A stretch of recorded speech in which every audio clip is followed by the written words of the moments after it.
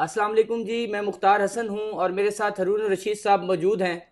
इतलात हैं कि सुहेल आफरीदी साहब इस आने वाले मंगल को एक बड़ा काफिला लेकर अडियाला जेल की तरफ आ रहे हैं और अपना एहतजाज जो है उसका वो जो रद्द अमल उन्होंने कहा था वो देने जा रहे हैं और उनको रोका भी जा रहा है कि आप ऐसा ना करें। साथ साथ महमूद खान अचकजई साहब जो है उन्होंने भी आज कोरम के ऊपर खड़े होकर कहा कि भाई अगर आप लोग इमरान खान को मुंतकिल नहीं करते तो शुमार के बाद हमसे ये शिकायत नहीं करनी कि हमने इजलास जो है वो नहीं चलने दिया। उसी के साथ साथ एक सबसे बड़ी खबर जो आ रही है वो ये कि जनरल कियानी साहब जो है उनकी इमरान खान साहब से अडियाला जेल में 2 घंटे की मुलाकात हुई है। हारून रशीद साहब से हम पूछेंगे, सर आपके उनके साथ बड़े गहरे ताल्लुकात थे, क्या समझते हैं ऐसा कुछ हुआ है? 2 घंटे की मुलाकात जो है वो हुई है? वो जनरल साहब से अगर रिक्वेस्ट करें टेलीफोन पे तो मुनासिब नहीं है, तो वो बता देंगे, कोई ऐसी बात नहीं है। जनरल साहब जो हैं वो राजदारी रखते हैं, लेकिन ये गलत बयानी नहीं करते। तो यार टेलीफोन पे तो नहीं पूछा जा सकता, ये पूछा जा सकता है उनसे मिलकर, मुलाकात करके। अगर हो जाए मुलाकात उनसे तो वो अपना, अब जहाँ तक उनके मिजाज का ताल्लुक़ है तो इस काम के आदमी हैं नहीं। वो ऐसी चीज़ों में नहीं पड़ते जिसमें उनका ताल्लुक़ ना हो और जिसमें उनके लिए कोई एम्बेरसमेंट पैदा हो। वो अपनी इज़्ज़त नफ्स के मामले में बड़े मोहतात हैं। एक बार उन्होंने मुझसे कहा था, ना मैं किसी की तौहीन करता हूँ ना तौहीन गवारा करता हूँ। और वो मैंने पूछा था कि क्या सदर साहब के साथ कोई गुफ्तगू हुई, ऐसी बात हुई, ऐसे जैसे अफवाहें फैलती हैं। तो उन्होंने सादा जवाब दिया, उन्होंने कहा ना मेरी कोई तौहीन करता है, मैं क्योंकि गवारा नहीं करता, ना मैं किसी की तौहीन करता हूँ। और ये बात सही है, किसी की तौहीन नहीं करते। अपने ड्राइवर की कभी उन्होंने, या किसी मातहत स्टाफ की या बावर्ची की, उसके साथ भी उनका मिजाज नहीं है तलखी के साथ पेश आना। तो वो आपको ज्यादती भी करे तो वो आपको पता खामोश रहते हैं, तरदीद नहीं करते। जजीरा लोगों ने गढ़ा हुआ है, कभी वो बात ही नहीं करते इस पर। जो आदमी वो जनरल काकड़ की तरह उनका मिजाज है, इस मामले में खामोशी बेहतर है। तो वो, अब दूसरी बात ये है कि इमरान खान के जनरल कियानी के कभी ताल्लुकात रहे ही नहीं, वो इसके लिए मौजूद आदमी नहीं है। दोनों एक दूसरे के बारे में रिजर्वेशंस रखते थे, यानी एक होता है ना कि किसी का मुखालिफ होना, जी जी। तो वो रिजर्वेशन जनरल कियानी मतलब कई अपोजिशन लीडरों से मिले भी, कम मिलते थे, मतलब मुनव्वर हसन साहब तक से मिले, जी जी। लेकिन इमरान खान से नहीं मिले। तो इमरान खान को इस बात से कोफ्त भी होती थी। वो मैं आपको बताता हूँ, एक बात टेलीफोन जो उनके दरमियान हुआ उसकी तफसील मुझे मालूम है। तो वो अपना वो प्लाट के सिलसिले में था जो शौकत खानम का था, कराची वाला, जी उसकी जी। मंजूरी उन्होंने दी थी। वो जाके हैंड ओवर उनको हुआ जनरल राहिर शरीफ के ज़माने में, लेकिन अप्रूव उन्होंने किया था। उसका भी किस्सा आपको बता देता हूँ। अलबत्ता उन्होंने कुछ उनके खैर खाओं के इसरार पर ISA के चीफ जनरल शुजा पाशा को उनके पास भेजा था, लेकिन जनरल शुजा पाशा ने जो गुफ्तगू उनसे की वो उनको पसंद नहीं आई। सही है। क्योंकि वो किसी मामले में फरीक नहीं बनना चाहते थे। उनकी पॉलिसी ये थी कि फ़ौज ज़्यादा मुदाखलत न करे, जब ज़रूरी हो तो कोई बात कर ली जाए लेकिन अच्छे तरीके से बात की जाए। इसीलिए उनकी एक्सटेंशन भी हो गई। जो वो नहीं चाहते थे वो इनकार कर चुके थे एक्सटेंशन से। बहुत उनके दोस्तों ने, खैर खाओं ने इजहार किया तो वो आमादा हो गए, लेकिन वो बाद में इस पर नाखुशी रहे कि भाई ये मैं नहीं लेता तो अच्छा था।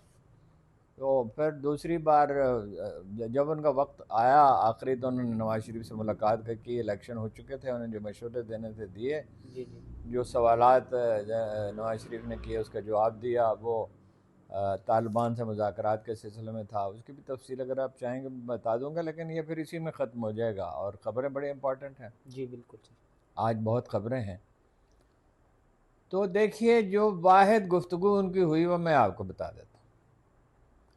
वो ये हुई, उन्होंने टेलीफोन किया तो खान साहब ने उनसे कहा कि खान साहब ने कुछ ऐसी बात नहीं की उनसे। जी जी। मालूम नहीं क्यों उनके जहन में नहीं आया, उस वक्त उन्होंने मुनासिब नहीं समझा। बजाय टेलीफोन पर क्या बात हो सकती थी। और उन्होंने उनसे कहा शौकत खानम के लिए एक प्लाट दे दें वहाँ पे कराची कराची। डिफेंस में, जी। क्योंकि डिफेंस में बड़ी जगह है और हॉस्पिटल का मामला था, तो जाहिर है कि वो ज़्यादा पैसे भी नहीं दे सकते थे। पंजाब में तो उन्हें बहुत कम कीमत पे मिल गया था, बराए नाम कीमत पे। जी बिल्कुल। तो पेशावर का मुझे पता नहीं है। तो जनरल साहब ने इस पर कुछ ताज्जुब का इजहार किया, नापसंदीदगी का नहीं, ताज्जुब का इजहार किया कि भाई मुझसे कोई काम की बात करते हैं, कोई ज़रूरी बात करते हैं, यानी कोई सवाल करते हैं, कोई जवाब वो देते हैं उसका मुनासिब। तो इमरान खान ने नहीं मुझे बताया, मुझे बाद में पता चल गया, जाहिर है पता तो चलना ही था बिल्कुल क्योंकि मैं उनसे मिलता रहता था। मिलता रहता।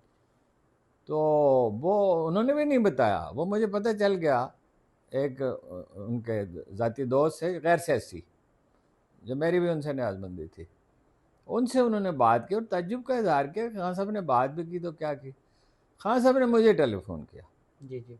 या मैं उनसे मिलने के लिए गया, उस वक्त कहा, ये मुझे तफसील याद नहीं, बहरहाल खान साहब ने मुझे कहा, मेरे ख्याल है टेलीफोन पे कहा कि वो प्लाट के लिए उनसे कहें। मैंने उनसे कहा प्लाट दे दें, जी जी। उन्होंने कहा हाँ देखता हूँ मैं, यही कहते थे देखता हूँ मैं, ये नहीं कोई वादा नहीं करते थे। जनरल साहब वादा करने में रिलेक्टेंट होते थे, कर लेते थे तो उसे पूरा करते थे। पूरा करना। तो मैंने कहा बस कल परसों कर दें। और मेरे जहन में तो ये था कि चीफ ऑफ आर्मी स्टाफ तो चीफ ऑफ आर्मी स्टाफ होता है, उसके लिए क्या मुश्किल है, क्या वो टेलीफोन करे। बिल्कुल उन्होंने कहा नहीं, मैं प्रोसेस के थ्रू जाता हूँ, यानी तरीके कार के मुताबिक करता हूँ। जाहिर है डिफेंस के पास कराची में बहुत जगह थी, कोई मसला ही नहीं था। बिल्कुल। 50 कनाल का खान साहब ने कहा था, मैंने उनसे कहा कि 50 कनाल का प्लॉट दे दें। वो फिर जब दूसरी मुलाकात हुई कई हफ्ते के बाद, 5-6 हफ्ते के बाद गालिबन, या 8 हफ्ते के बाद, तो उन्होंने कहा ये प्लॉट है और ये दे दिया। सही है। इस असना में एक डेवलपमेंट हो चुकी थी कि ये कहा जाने लगा था कि ISI का राब्ता है, राब्ता तो हुआ था, जनरल शुजा पाशा उनसे मिले थे और बड़े मुतासर हुए और उनसे ये कहा रिटायरमेंट के बाद मैं आपकी पार्टी में शामिल हो जाऊंगा। और जनरल कैनिंग को ये बात पसंद नहीं आई, चुनाचे उनकी एक्सटेंशन जो वो चाहते थे नहीं हुई। सदर जरदारी तैयार थे एक्सटेंशन देने के लिए, जनरल कैनी ने ना सिर्फ एक्सटेंशन नहीं दी उनको, बल्कि उनका फ़ोन भी नहीं सुना। सही है। क्योंकि उन्हें ये बात पसंद नहीं आई। जाहिर है उनके भी ज़राए थे, ISI के चीफ जो है वो बाज़ औक़ात गलती करता है, वो समझता है कि चीफ को पता नहीं चलेगा, चीफ को तो पता चल ही जाता है। हाँ जी, चीफ के अपने ज़राए होते हैं। तो वो उन्होंने कहा, मैंने कहा खान साहब से कि वो अप्रूव हो गया है प्लाट, लेकिन आप लें नहीं, क्योंकि इसको लोग गलत मानी में लेंगे, गलत इंटरप्रेट करेंगे, प्रोपेगेंडे का हथियार बनाएंगे। तो मिल तो जाएगा, अप्रूव हो गया, ज़ाहिर मिल जाएगा, और मिल ही गया। बिल्कुल। बल्कि जनरल राहिल शरीफ ने उसमें 50 कनाल को 120 कनाल कर दिया। सही है। जो कि लाहौर में भी 120 कनाल ही है, और ये बहुत बड़ा है कराची का, अभी मुकम्मल नहीं हुआ। खान साहब आज़ाद होते तो मुकम्मल हो जाता, वो खुद फंड रेजिंग करते। कराची अगर वो चले जाते तो 2-4-6 दिन में ही मेरा ख्याल है पैसे जमा हो जाते। बिजनेसमैन को बुलाते, कराची के बिजनेसमैन ने उनकी मदद भी की थी, उसकी तफसील कभी मैं बताऊंगा। इलेक्शन में कुछ पैसे उनको दिए थे खामोशी के साथ। हाँ जी, तो ज़ाहिर है लोग तंग आए हुए थे कराची के बिजनेसमैन पीपल्स पार्टी से। तो 2013 में आपको याद है कि बड़े वोट मिले थे खान साहब को कराची से, जीते तो नहीं थे उनको उम्मीदवार, लेकिन वोट बहुत मिले थे और अगली दफ़ा जीत गए थे, तो वो सीटें MKM को दे दी गई 20 से 24 में। जनरल कैनी की इमरान खान से कभी कोई ज़ाती मुलाकात नहीं, नंबर 1। नंबर 2, वो एक दूसरे के लिए रिजर्वेशन रखते थे, और जनरल साहब तो खामोश रहते थे, कोई तबसरा नहीं करते थे इमरान खान के बारे में। इमरान खान साहब बाद औक़ात नापसंदीदगी का इजहार करते थे, और एक दफ़ा तो उन्होंने मुझसे कहा, गुजरांवाला से इकट्ठे हम आ रहे थे, एक साहब को शामिल कराया उनकी पार्टी में, बड़ा ज़बरदस्त फंक्शन हुआ, उन्होंने जनरल कैनी पे कुछ नुक्ताचीनी की, ऐसी बराए नाम ही नुक्ताचीनी थी, कोई सख्त बात नहीं कही, और जनरल पाशा की तारीफ़ की। मैंने तंग आके उनसे कहा कि आपको बड़ा मुगालता है। जनरल शुजा पाशा खुद नहीं मिले, ये इतनी उनकी हिम्मत नहीं है कि वो खुद ही ISI की चीफ जो है वो जाकर मिल ले। उन्हें जनरल कैनी ने कहा तो वो आपसे मिले, और रही है बात कि वो शामिल हो जाएंगे आपकी पार्टी में, तो वो नहीं शामिल होंगे। उनकी ख्वाहिश हो सकती है, लेकिन वो जब रिटायर होंगे तो अपने काम काज में लगेंगे, और एक बात करना, दावा करना और होता है और अमल करना और होता है। एक जनरल के लिए बड़ा मुश्किल होगा, ISI रिटायर्ड चीफ के लिए, और फ़ायदा भी मेरे जहन में ये भी था कि फ़ायदा भी क्या होगा, भाई जनरल शुजा बशर कोई सियासतदान तो नहीं है, नहीं है, बिल्कुल वो कोई मकबूल शख्सियत तो नहीं है, बिल्कुल। ठीक है। बहुत रेयर होता है कि कोई आदमी फ़ौज में रहते हुए पॉपुलर हो जाए। मतलब जनरल हमीद गुल पॉपुलर थे जी उनके एंटी पीपल्स पार्टी स्टांस की वजह से। अमलन उन्होंने IJ बनाने में मदद की, उन्होंने इसका इतराफ़ भी किया, इसमें माजरत भी की कि भाई मुझे ये नहीं करना चाहिए था। और एक दफ़ा गुस्से में भी आ गए वो। मीरपुर में किसी ने कहा, जनरल साहब की तबीयत उस दिन ख़राब थी, वो गुस्से में कहा भाई मुझे फांसी दे दो, मैं क्या करूं, मैं कई दफ़ा वजाहत कर चुका हूँ इस पर अपने मौके पर। बहरहाल जनरल कियानी का नंबर 1 मिजाज नहीं है, नंबर 2 उनकी कभी मुलाकात नहीं रही, नंबर 3 वो इस तरह के कामों में पड़ते नहीं हैं। मुझे ये खबर ठीक नहीं लगती, बहरहाल मैं इसको चेक कर लूँगा। जी, अभी कुछ शख्सियात को तमगे दिए गए हैं सर, क्या समझते हैं, ठीक दिए गए हैं? कभी तमगे कभी ठीक नहीं दिए जाते।